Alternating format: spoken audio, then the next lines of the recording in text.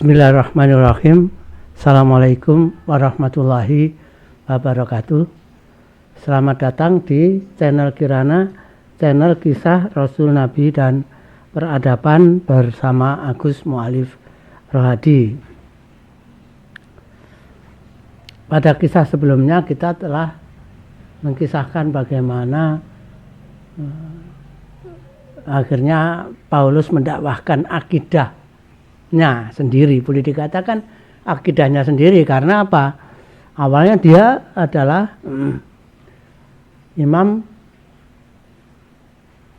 Nasoro atau imam agama Yahudi sekte Yesus. Tapi kemudian di beberapa tempat di Antioquia dan beberapa tempat lainnya dia mendakwahkan akidahnya sendiri, yang itu kemudian bisa kita kenali sebagai akidah Kristen yang saya sebut sebagai Kristen awal, ya. Menjadikan Yesus sebagai anak Allah, ya. Meskipun ada yang menyatakan bahwa pendiri agama Kristen adalah Yesus sendiri, namun faktanya sepeninggal Yesus yang meneruskan dakwah Yesus kan para hawariun, para sahabatnya, ya. Sekaligus muridnya itu yang tidak menyatakan bahwa Yesus adalah Kristus dan Yesus adalah anak Allah, kan tidak menyatakan seperti itu. Sehingga boleh dikatakan bahwa pendiri agama Kristen awal adalah memang Paulus yang punya akidah seperti itu, ya.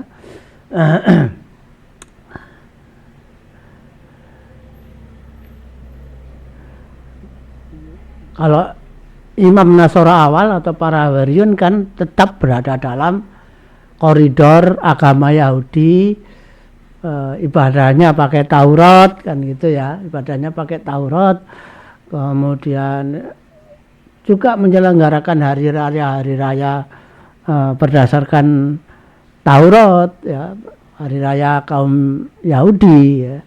Hanya saja bedanya dengan sekte yang lain. Sekte Yesus, ya, Yahudi sekte Yesus itu mengimani Yesus sebagai Rasul, ya. Mengimani Yesus sebagai Rasul, juga mengimani keberadaan Nabi Zakaria maupun Nabi Yahya sebagai Rasul, ya. Itu beda, sama sekali beda dengan Kristen awal yang didirikan berdasarkan akidah Paulus. Itulah yang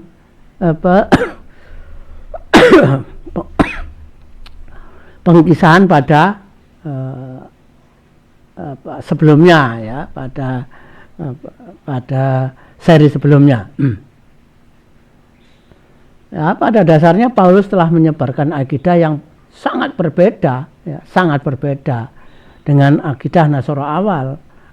Ya, sangat berbeda karena yaitu tadi yang paling utama adalah menjadikan Yesus sebagai anak Allah. Itu akidahnya Paulus seperti itu, ya. Kalau di dalam Quran surat At-Taubah 30 disebut bahwa di mana mulai terdapat orang-orang Nasrani, jadi sebagian orang-orang Nasrani ini adalah periode kedua dari perkembangan Nasoro, ya. Sebelumnya betul-betul murni sebagai aliran Yahudi, ya, aliran Yahudi yang disebut aliran Yesus, tapi dengan adanya sebagian Nasoro awal yang dipimpin oleh Paulus, yang berasal dari Paulus, yang menggunakan akidahnya Paulus, maka dari Nasoro awal ini, ya, dari Nasoro ini, dari agama Yahudi sekte Nasoro, kemudian muncul akidah, ya, yang muncul akidah lain menjadi agama lain, yaitu Kristen awal. Jadi kalau Nasoro itu agama Yahudi, ya, Nasoro itu agama Yahudi, Nasrani itu agama Yahudi. Tapi kalau yang didirikan Paulus itu adalah Kristen, ya. Yang didirikan Paulus itu adalah agama Kristen, beda dengan Nasoro, ya. Memang didirikan oleh Paulus dan pengikutnya awalnya ya memang sebagian dari kaum Nasrani, pengikut Nasoro awalnya.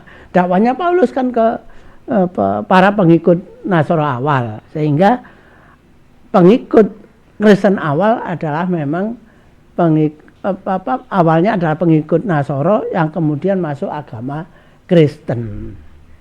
Itu yang disebut dalam Quran surat At-Taubah 30, ya. Jadi itu adalah perkembangan kedua Nasoro, ya. Munculnya Kristen itu. Paulus, nah ini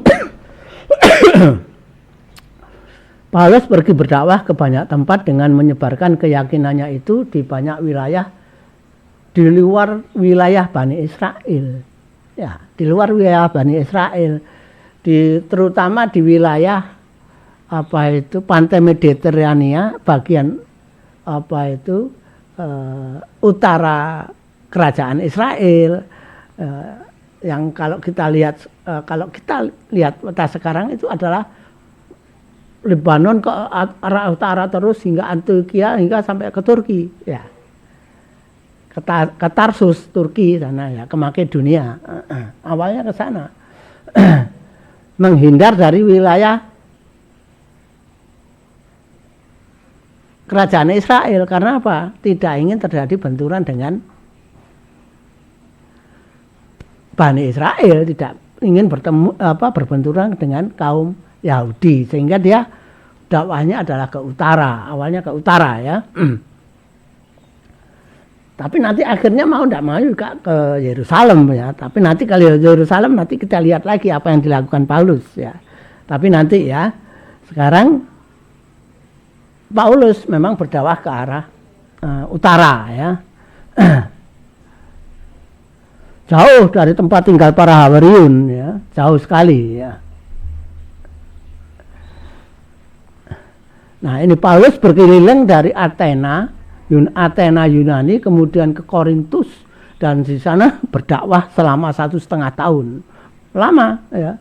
Kisah Para Rasul pasal 18 ayat 12 sampai 17 menceritakan di Korintus Paulus menimbulkan perselisihan dengan Bani Israel diaspora, ya, yang beragama Yahudi, ya.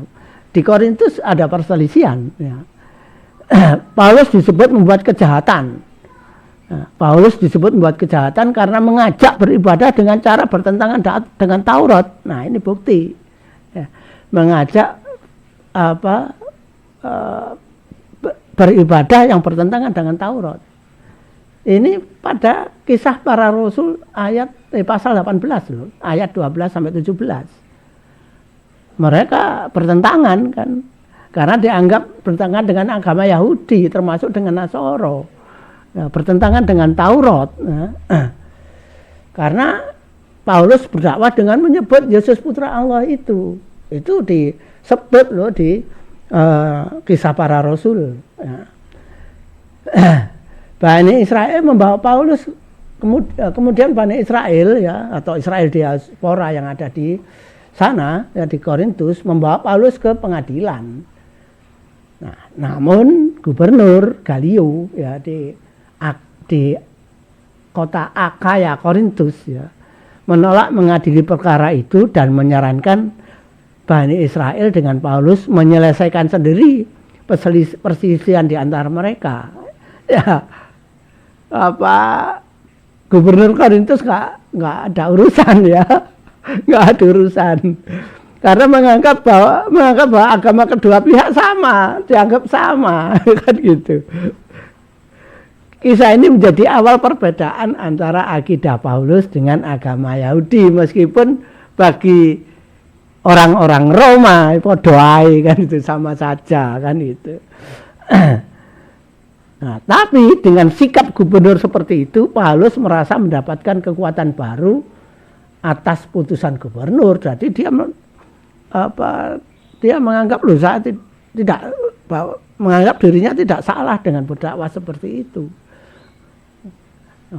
Gubernur dalam keputusannya menyatakan seperti itu, dan ini angin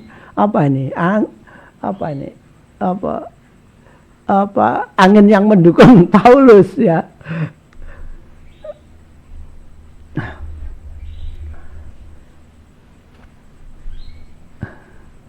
Paulus merasa Bani Israel secara hukum dengan keputusan gubernur itu tidak bisa mempersoalkan akidahnya dan mulai memisahkan golongan pengikut akidahnya dengan pemeluk agama Yahudi. Paulus ketika di Korintus mulai memisahkan jemaat itu dengan secara fisik ya.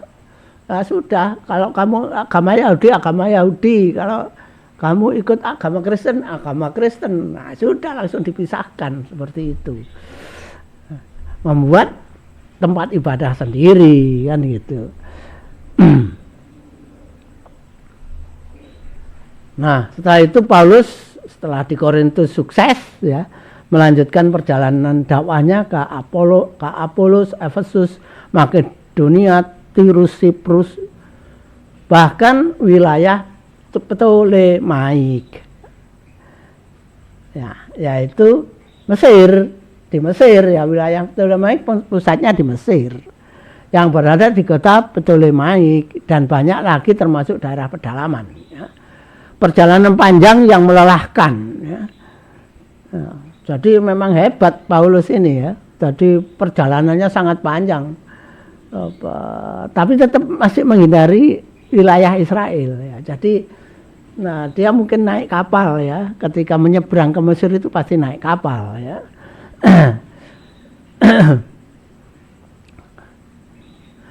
Jemaat Paulus menjadi semakin banyak dan luas, wilayah penyebarannya menjadi luas. Namun di banyak tempat juga memunculkan perselisihan dengan penganut agama Yahudi ya, sehingga akhirnya perselisihan tersebut didengar sampai ke Yerusalem ya. Perselisihannya didengar sampai ke Yerusalem ya. Meskipun Paulus telah berhasil menyebarluaskan akidahnya dan pengikutnya semakin banyak, namun Paulus tidak dapat melepaskan pahamnya tentang Yesus yang mempunyai akar identitas, yang punya akar identitas Taurat dan Yerusalem.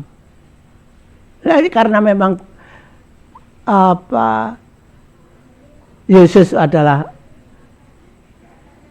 dari Bani Israel, ya, jadi dia tidak bisa melepaskan akar dari keberadaan Yesus itu, yang sangat terkait identitas Yesus itu dengan Taurat, karena Yesus selama jadi Rasul ya meminta, berkali-kali meminta dengan sangat kepada para imam Sanhedrin, para imam Hakel Sulaiman dan Bani Israel secara keseluruhan, pemeluk agama Yahudi, agar menjalankan Taurat dengan benar. Itu yang didakwakan Yesus selama jadi Rasul. Ya. Paulus tidak bisa melepaskan identitas seperti ini dari Yesus. Ya. Dan identitas Yerusalem juga tidak bisa dilepaskan. Apalagi khotbah pertamanya Yesus itu kan juga di Yerusalem, sudah beragama Yahudi, khotbah pertama sebagai Rasul juga di Yerusalem. Ya. Ada nubuah tentang Yerusalem dan Haikal Sulaiman dari Yesus. Jadi tidak bisa melepaskan Paulus melepaskan ikatan dengan Yerusalem, itu tidak bisa. Nah, karena tidak bisa melepaskan ikatan itu, membuat Paulus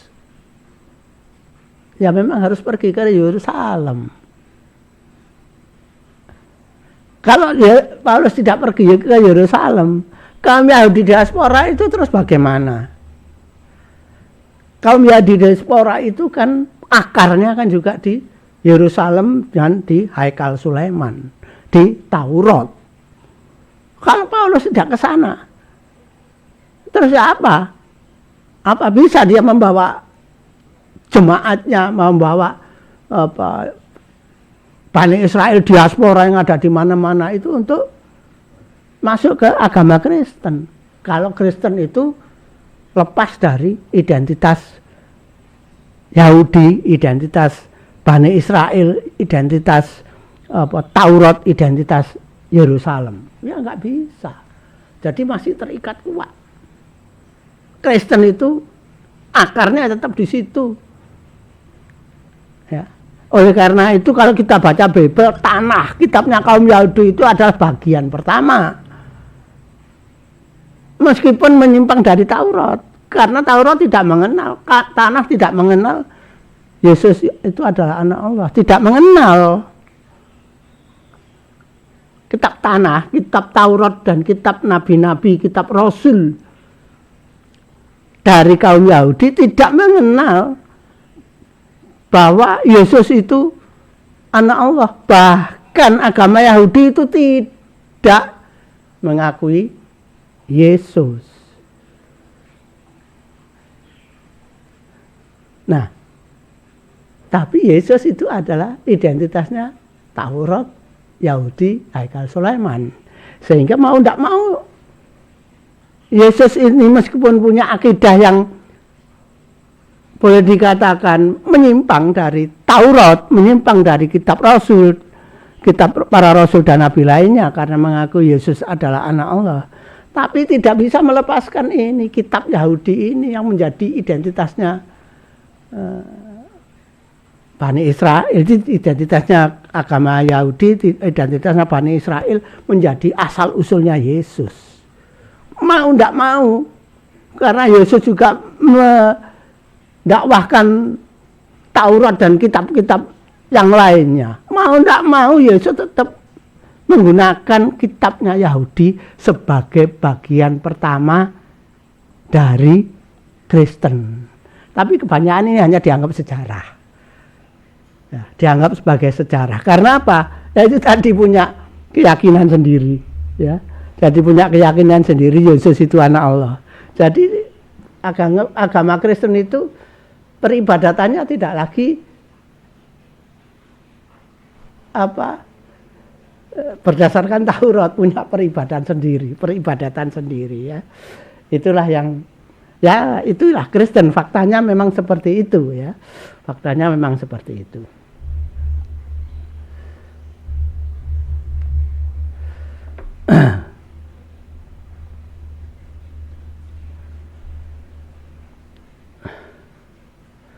Paulus akhirnya ingin ke Yerusalem supaya apa?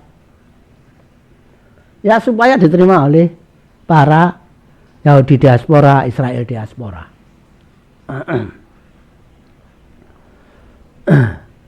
Ya meskipun tidak langsung ke Yerusalem, kalau istilah orang Jawa itu melipir gitu ya, tidak langsung ke Yerusalem tapi ke kota-kota yang semakin lama semakin mendekati Yerusalem.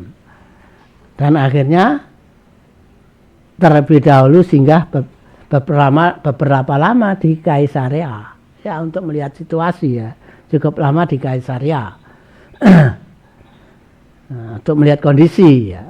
Nah, ketika sampai di Yerusalem, Paulus mengunjungi Yakobus dan menceritakan perjalanan dakwahnya.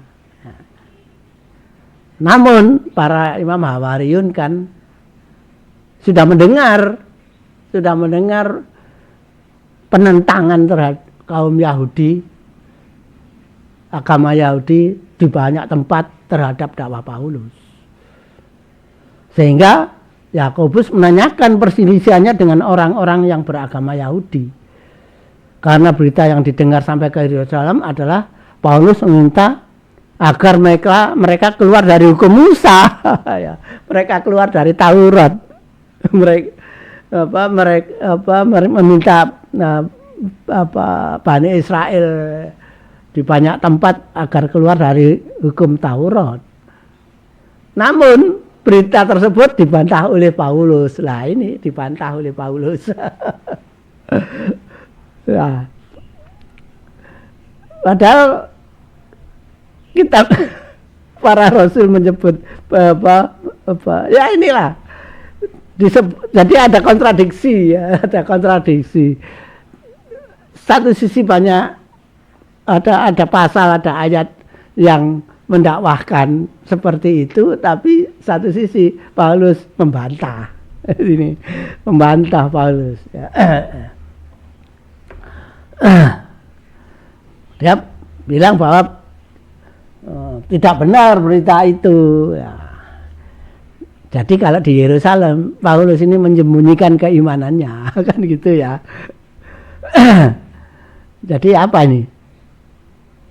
Kalau Paulus itu rasul, misalnya rasul ya, karena memang apa ya, status Paulus ini apa ya, mungkin apa ini, pendiri agama ini apa ini ya. Pendiri agama kan biasanya rasul ya.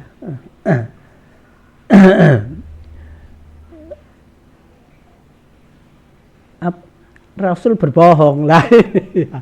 Rasul berbohong ini gimana ini ya, silahkan dinilai sendiri. Memang faktanya ini yang tercatat ya. Ini tercatat di dalam kitab para rasul, tapi faktanya itu memang seperti itu, menyembunyikan keimanannya, berbohong ya.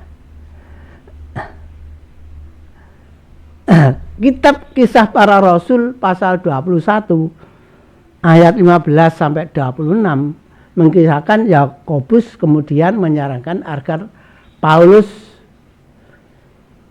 mentahirkan dirinya. Ya, Yakobus gak bisa dibohongi ya. Yakobus ya nggak bisa apa, kabar itu nggak mungkin ditepis ya, nggak mungkin ditepis oleh Yakobus, dan dia tidak bisa tidak bisa diyakinkan oleh Paulus. Ya, tidak bisa diyakinkan Paulus bahwa dia telah menyebarkan akidah yang bertentangan dengan hukum Taurat. Yakobus tidak percaya dengan pernyataan Paulus sehingga menyarankan agar Paulus mentahirkan diri. Ya, tidak menghukum ya, tapi disuruh mentahirkan diri. Mentahirkan itu adalah pembersihan dari dosa atau pensucian ya. Untuk membuktikan bahwa dirinya masih memelihara hukum Taurat. Nah, di sini tidak ada pernyataan keberatan apapun dari Paulus atas saran tersebut, dan langsung menyatakan kesediaannya mentahirkan dirinya. Ya. Dia kemudian masuk ke Bait Allah untuk menjalani ritual pembersihan. Namun tidak ada informasi bagaimana di dalam kitab para rasul ini ya. Tidak ada informasi bagaimana ritual dan ucapan atau sumpah pentahirannya. Tidak ada apakah Paulus bersumpah Yesus adalah Rasul Allah. Tidak ada. Tidak ada kisahnya di dalam kitab para rasul ini, tidak dikisahkan bagaimana Paulus menjalani proses pentahirannya, proses pensuciannya. Ya. Tidak ada kisah pentahirannya.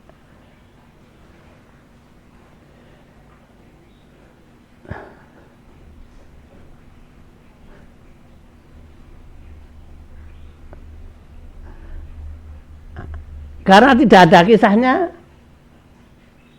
ya mungkin kemudian para imam Hawariyun, kalau para imam Hawariyun percaya bahwa Yakobus dan para imam Hawariyun lainnya percaya pada Paulus dalam proses pentahirannya, bahwa dalam dakwahnya berkeliling di mana-mana itu tetap megang Taurat, maka logikanya para imam Hawariyun mendengar bahwa dalam pentahiran Paulus pasti menyebut Yesus itu adalah Rasul Allah. Pasti, nggak mungkin tidak. Tidak mungkin Yesus bilang, tidak mungkin Paulus bilang Yesus adalah anak Allah dalam pentahiran. Kalau seperti itu ya sudah sudah bisa dibunuh dia. Bisa dibunuh. Faktanya tidak. Faktanya para imam Hawariun percaya bahwa Paulus dalam dakwahnya itu menyebut Yesus itu adalah Rasul Allah. Meskipun di dalam kitab Rasul ini tidak ditulis, tidak disebutkan bagaimana pentahiran itu, tetapi kalau para imam Hawariun Yakobus percaya dengan apa yang terjadi dalam pentahiran itu, maka sebenarnya dalam pentahiran itu Paulus bilang Yesus itu adalah Rasul Allah. Meskipun tidak ditulis di dalam kitab para rasul. Kenapa tidak ditulis? Ya monggo di analisa sendiri. Kenapa? Padahal Hawariun percaya bahwa Paulus sudah mulai melaksanakan proses pentahiran. Tidak mungkin dalam proses pentahiran itu Paulus tidak menyatakan Yesus adalah Rasulullah. Tidak mungkin. Atau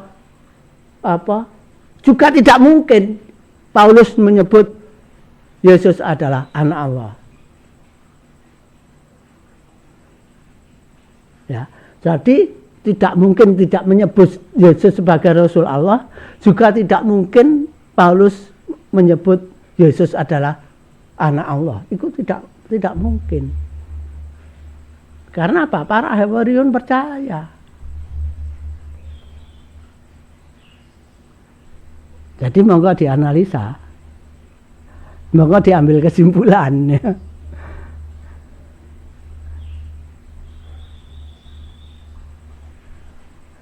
Ya, itulah yang terjadi dalam proses pentahiran dan akhirnya Paulus bisa diterima oleh para Hawariun. Bagi saya tidak mungkin tidak mempercayai bahwa pada saat pentahiran pasti pada saat proses pentahiran Paulus menyebut Yesus adalah Rasul Allah. Pasti menyebut seperti itu. Tapi tidak ditulis dalam kitab para rasul. Tidak ditulis dalam kitab para rasul. Buktinya apa? Para Hawariun percaya. Para Hawariun membebaskan Paulus setelah proses pentahiran itu. Itu bukti, ya, itu bukti. Nggak mungkin dilepas kalau Paulus menyatakan Yesus anak Allah. Nggak mungkin itu dilepas. Bisa-bisa dibunuh, bisa-bisa dihukum mati, bisa-bisa dirajam atau disalib. Kalau sampai Paulus menyebut Yesus adalah anak Allah. Dalam keyakinan saya, yaitu dalam keyakinan saya. Tapi dalam akidah Kristen sekarang, hal itu dipakai sebagai landasan mengapa kemudian dalam Bible kitab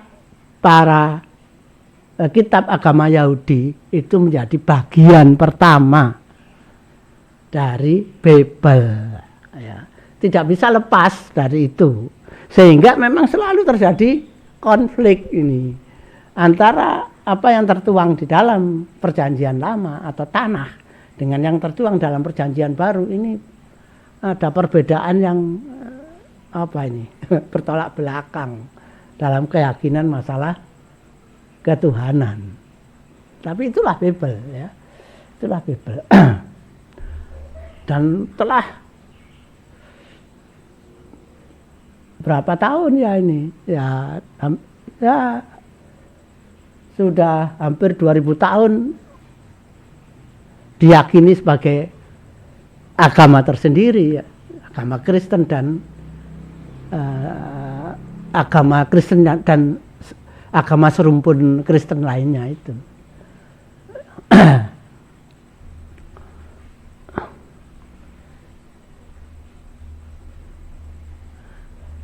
Kenapa demikian? Bible harus mencantumkan hal seperti itu karena pasti akan kesulitan untuk mencari landasan kemunculan Yesus sebagai anak Tuhan tanpa menyebut Taurat. Akan kesulitan. Karena apa? Ya memang keyakinannya Yesus itu ada pada Taurat dan kitab-kitab Nabi Bani Israel lainnya. Yesus adalah keturunan Daud dan orang Israel. Menyebut Daud tidak bisa menghindar dari penyebutan Taurat, Mazmur, dan kitab Bani Israel lainnya. Jadi penulis Bible tidak akan bisa membuang perjanjian lama, tidak bisa. Kalau dibuang, perjanjian lama ini dibuang, Bible ini kehilangan pijakan. Kok tiba-tiba muncul Yesus dan kemudian diakui sebagai Tuhan, sebagai anak Tuhan? Dari mana ini? Landasannya munculnya Yesus ini dari mana? Maryam itu siapa? Maryam itu keyakinannya apa? Yahya itu keyakinannya apa? Zakaria itu keyakinannya apa? Daud itu keyakinannya apa? Dan seterusnya. Sulit ini melepaskan diri, ini sulit. Sulit. Berarti sepanjang masa ini ada konflik seperti itu. Ya. Ada konflik teologis yang susah ya. Yang sulit ya, dicoba disatukan, tapi ya tetap saja akan selalu memunculkan pertanyaan-pertanyaan, keraguan-keraguan.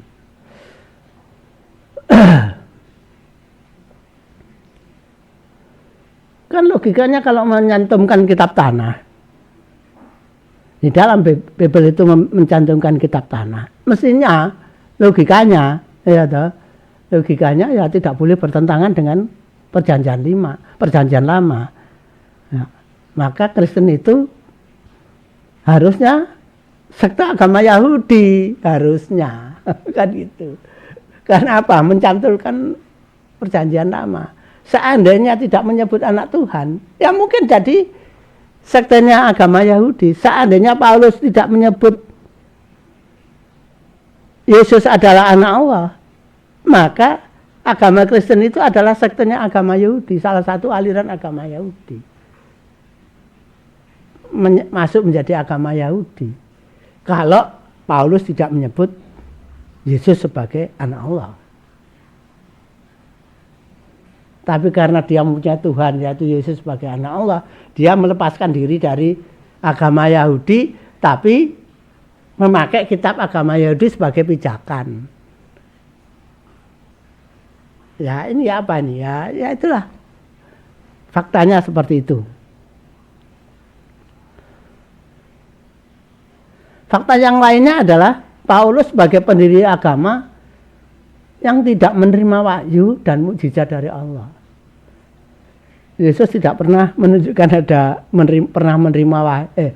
Paulus tidak pernah menunjukkan bahwa dirinya pernah menerima wahyu dan dirinya punya mukjizat.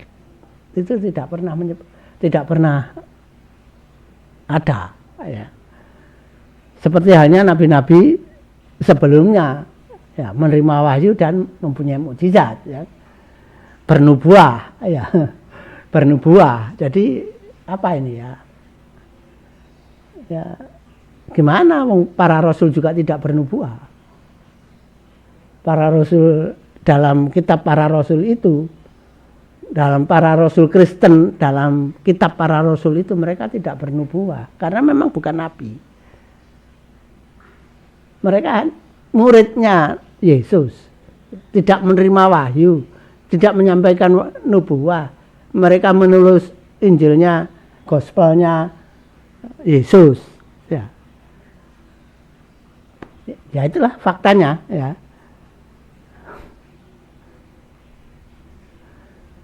Ya, tidak ada kitab Paulus, gitu kan tidak ada. Tidak ada kitab Paulus yang berisi wahyu dan nubuah. Tidak ada. tidak ada nubuahnya Paulus. Nah itulah Paulus ya, meskipun sebagai pendiri agama. Kita sudah lihat pada kisah sebelumnya bahwa Paulus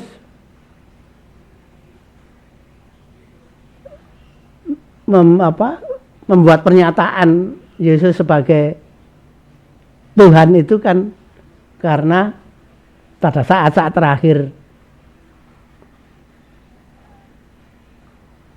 menjelang kematian Stefanus ketika dihukum rajam ya. Kan asal usulnya itu. Jadi bukan dari Paulus sendiri. Paulus mengaku mendengar Stefanus ngomong seperti itu. Kemudian Paulus ngomong bahwa Yesus itu adalah anak Allah. Kan itu ya, faktanya kan seperti itu. Apakah Stefanus mengatakan seperti yang disebutkan di dalam kitab para rasul? Enggak ada saksinya kecuali Paulus. Enggak ada. Meskipun tidak disebut sebagai saksi, tapi disebut Paulus berada di dekat itu. Artinya Paulus mendengar itu. Meskipun tidak ditulis Paulus mendengar itu. Tapi disebut Paulus berdiri di dekat tempat itu. Dan kemudian mendengar Stefanus bicara seperti itu. Ya itulah. Faktanya seperti itu.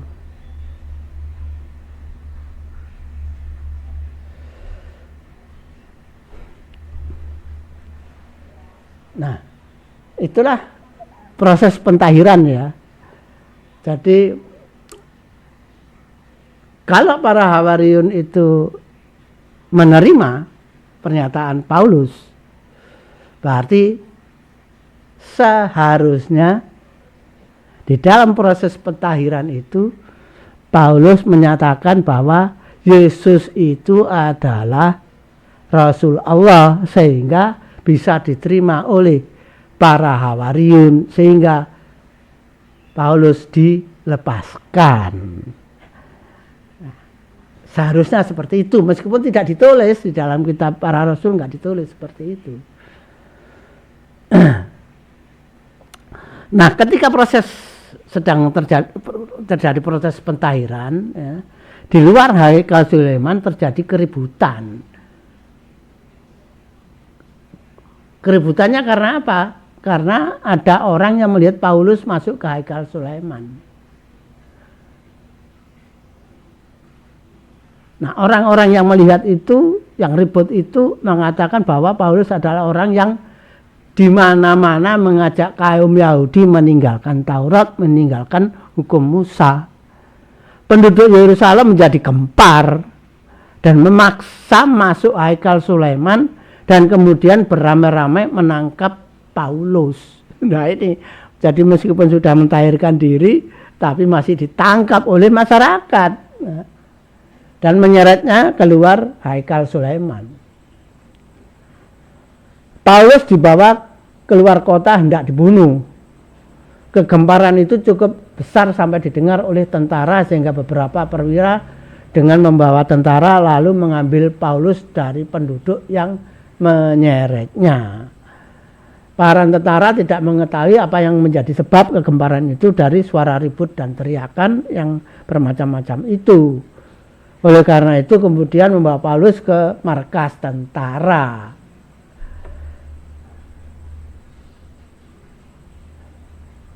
Nah, di markas tersebut Paulus minta izin agar diperbolehkan untuk bicara dengan penduduk. Nah, ini tentu sudah lewat hari ya. Kemudian Paulus dengan bicara dalam bahasa Ibrani menunjukkan bahwa dirinya orang Yahudi dari Tarsus. Dan menyampaikan riwayat dirinya di Yerusalem yang kemudian berdakwah kemana-mana dan kemudian kembali ke Yerusalem. Ya, namun penduduk Yerusalem tidak mau mendengarkan penjelasannya karena Paulus menyatakan dirinya pernah mengalami situasi melihat cahaya dan mendengar suara Yesus yang memerintahkan ke Damsyik. Ya itu karena apa? Kaum masyarakat Yahudi kan tidak mengakui kerasulan Yesus ya. Jadi mereka marah dengan Paulus ya. Nah, itulah kerumitannya ya. Penyebutan nama Yesus itu malah membuat muncul keributan, dan oleh karena itu tentara kemudian tetap memenjarakannya ya. Penyebutan Yesus itu apapun penyebutannya tidak bisa diterima oleh kaum Yahudi karena mereka nggak mau menerima Yesus. Kaum Yahudi itu tidak mau menerima Yesus. Sehingga ketika Paulus menyebut Yesus tanpa mendengarkan apa penjelasan Paulus, pokoknya menyebut Yesus, langsung ditangkap, langsung mau dihajar, kemudian diselamatkan tentara, dan oleh tentara tetap dipenjarakan. Dalam kitab Kisah Para Rasul pasal 22 ayat 25 sampai 29, ketika tentara akan menyiksanya agar mau bicara tentang sebab orang-orang Israel tetap ribut.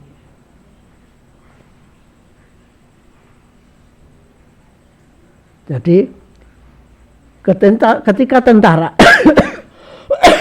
ketika tentara akan menyiksanya agar mau bicara mengapa orang Israel tetap ribut dengan perkataannya itu, dengan perkataannya Paulus itu. Paulus menyebut dirinya adalah warga negara Roma. Nah ini sudah dipersiapkan memang oleh Paulus. Nah, Paulus mengaku bahwa dirinya adalah warga negara Roma. Yang membeli status kewarganegaraannya dengan harga yang mahal. Meskipun hak itu sebenarnya dia dapatkan karena kelahirannya. Jadi mengaku sebagai orang Roma. Ada konsekuensinya mengaku orang Roma itu. Kaum Yahudi tidak berani. Konsekuensinya kaum Yahudi tidak berani menghukum Paulus. Karena Paulus harus, kalau dihukum harus dengan hukum Roma. Bukan hukumnya kaum Yahudi. Bukan dihukum dengan hukum Taurat. Tidak bisa dirajam. Karena apa? Roma kan tidak mengakui itu. Tidak mengakui hukum Taurat. Jadi tak bisa kaum Yahudi menghukum Paulus. Karena Paulus adalah orang Roma. Nah, itu kecerdikannya Paulus. Nah, Paulus tahu betul bahwa dirinya mempunyai status yang berbeda dengan penduduk Yahudi yang beragama Yahudi dan punya hak yang berbeda dengan kaum Yahudi. Kalau dia dihukum harus dihukum dengan hukum Roma, tidak bisa dihukum dengan hukum Taurat, tidak bisa.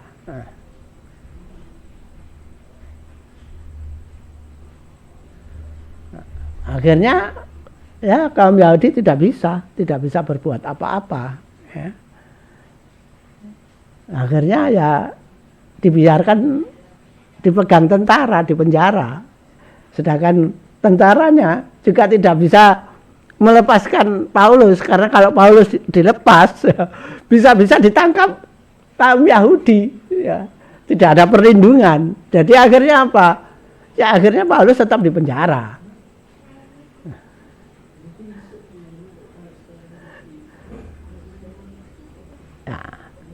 Paulus tetap akan namun demikian oleh tentara Roma, Paulus tetap dihadapkan pada pengadilan mahkamah agama Yahudi karena mereka menganggap Paulus beragama Yahudi. Nah, ini tentara Roma sendiri memenjarakannya ya, tapi berniat akan membawa Paulus ke mahkamah agama Yahudi. Karena menganggap Paulus beragama Yahudi. Ya, inilah Roma. Ya, jadi dianggap sama. Karena apa? Dianggap itu perbedaan saja, perbedaan dalam perbedaan dalam tafsir atau perbedaan dalam keyakinan.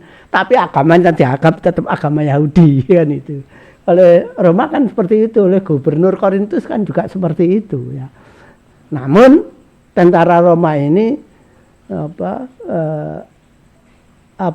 menganggap Paulus beragama Yahudi. Seperti hanya gubernur Korintus kan menganggap Paulus ini beragama Yahudi, sehingga mereka disuruh menyelesaikan di antara mereka sendiri dengan Paulus dengan kaum Yahudi, ya, karena dianggap mempunyai agama yang sama itu tadi. Demikian pula tentara Roma di Yerusalem juga bersikap seperti itu, sehingga tapi sikapnya beda, ini mau dibawa ke pengadilan mahkamah agama Yahudi.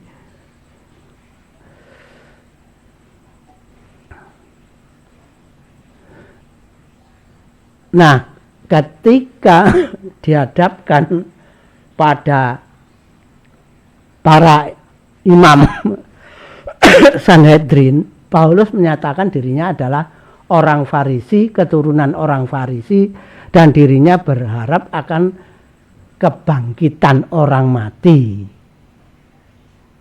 Ya. Inilah Paulus, ya. Ketika dihadapkan kepada Imam Sanhedrin, dia menganggap dirinya orang Farisi.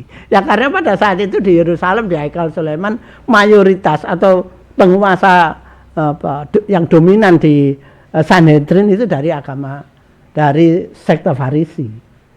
Sejak masa Nabi Isa itu kan memang Farisi, ya, aliran Farisi yang dominan di menjadi penguasa di Sanhedrin. Akhirnya Paulus juga mengaku dirinya adalah orang Farisi, ya, keturunan orang Farisi. Namun ini ada tambahannya, dan dirinya berharap akan kebangkitan orang mati. Apa bisa dibantah keinginan seperti itu? Ya, sulit dibantah juga. Karena apa? Yesus sendiri kan sempat membangkitkan orang mati, Lazarus itu, ya. Jadi pernyataan Paulus ini juga memang pinter ini. Paulus ini pandai, ya. Sehingga karena Yesus sendiri pernah membangkitkan orang mati, Lazarus, jadi dia tidak ngomong langsung Yesus bangkit, enggak, tapi dirinya berharap akan kebangkitan orang mati. Karena pengakuannya ini membuat para pejabat agama pendapatnya terpecah belah. Ya, berdebat sendiri rame. Memang pinter Paulus ini, ya, harus kita akui pinter. Jadi Imam Sanhedrin sendiri ya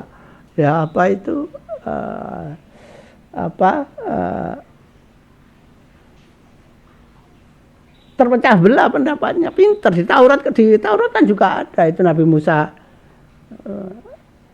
pernah dengan menyembelih korban kemudian membangkitkan orang hidup lagi. Jadi ada di kitab Taurat hal seperti itu ada, sehingga ini membuat terpecah belah. Para imam Sanhedrin pendapatnya menjadi terpecah belah. Ya, untuk saat ini saya kira cukup sekian, ya. Mudah-mudahan apa yang saya sampaikan ini bermanfaat dan menambah pengetahuan tentang awal berdirinya Kristen awal, ya, perdebatannya dan sebagainya, kehebatan Paulus, kecerdikan Paulus dan sebagainya. Itu kita sudah kita ketahui, sudah saya utarakan seperti itu berdasarkan kitab para rasul, ya. Saya kira demikian, mudah-mudahan bermanfaat. Billahi taufiq wal hidayah. Assalamualaikum warahmatullahi wabarakatuh.